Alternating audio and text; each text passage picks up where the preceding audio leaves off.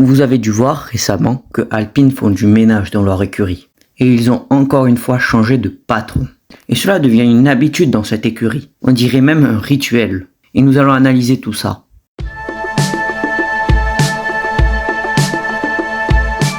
L'écurie française est en instabilité politique depuis très longtemps. Depuis 2016, ils ont changé 7 fois de patron, en comptant la période Renault. Il y a plein de patrons qui n'ont même pas tenu un an, comme Oliver Oaks qui a récemment démissionné ou Bruno Famin. À tous les grands prix de Spa, on avait l'impression d'avoir un nouveau patron dans cette écurie. Mais même chez les pilotes, ça a beaucoup bougé. On se souvient du départ de Fernando Alonso et de l'annonce d'Alpine, comme quoi ils ont signé Oscar Piastri et que Oscar Piastri dément. Et cela montre qu'ils gèrent mal leurs pilotes. Et ils font aussi de la restructuration dans les équipes d'ingénieurs, environ plusieurs personnes de leur poste. Et la dernière victime de ce fiasco a été Oliver Oaks, qui a décidé de démissionner. On ne sait pas encore pourquoi il a démissionné. Il y a des rumeurs que ça serait en rapport avec son frère qui a été arrêté car il transportait des biens criminels. Et donc c'est Flavio Briatore qui a récupéré réellement les fonctions. On le sait, il était conseiller exécutif, mais au fond, on sait qu'il gérait vraiment l'équipe.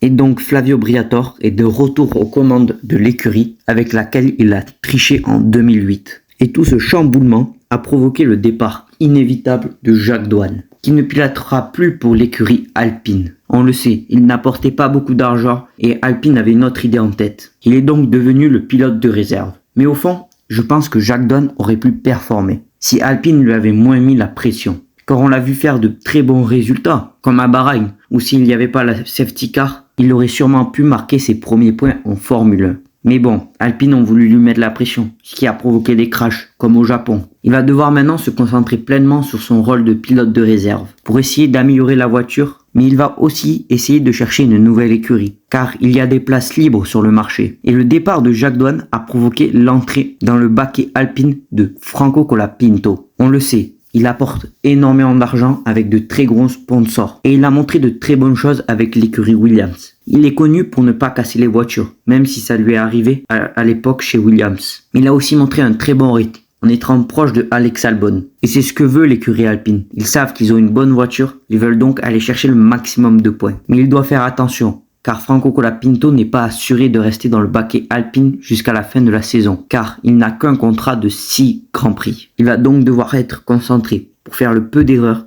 et pour confirmer à Flavio Briatore qu'il a fait le bon choix en le mettant dans la voiture. Surtout qu'il y a de récentes rumeurs comme quoi Sergio Pérez pourrait signer pour l'écurie Alpine. On le sait, il discute avec de nombreuses écuries pour se trouver un baquet pour l'année prochaine. Avec tous ces changements, Pierre Gasly doit se demander s'il est vraiment dans la bonne écurie. On le sait, il fait un très bon début de saison, même s'il a un peu de mal à comprendre cette voiture. Il allait chercher les seuls points de l'écurie et a fait de très bonnes qualifications.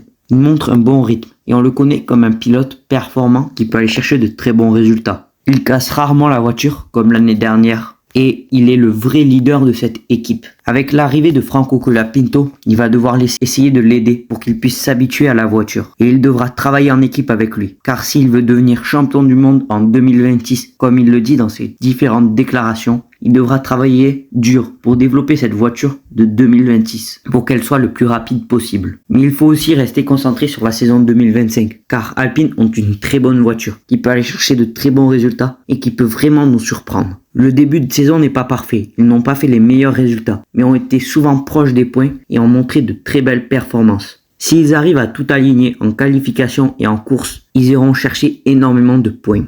Dans tous les cas, Alpine continue à faire du ménage dans leur écurie et à changer leur patron. Peut-être que Flavio Briatore sera celui qui restera le plus longtemps et qui arrivera à relever le niveau de cette écurie qui en a tant besoin après tant d'années de galère et après tant de patrons passés dans cette écurie. Niveau pilote, leur place n'est pas assurée car on le sait, Flavio Briatore est une personne forte. Il fera tout pour être le plus rapide en course. Et il y a plein de jeunes pilotes ou des pilotes expérimentés qui pourrait venir voler la place à Franco Colapinto et à Pierre Gasly. Donnez-moi votre avis sur la situation Alpine et sur leur changement de patron fréquent et si vous pensez que Franco Colapinto est la bonne solution. Merci de m'avoir écouté et on se retrouve pour de prochaines informations.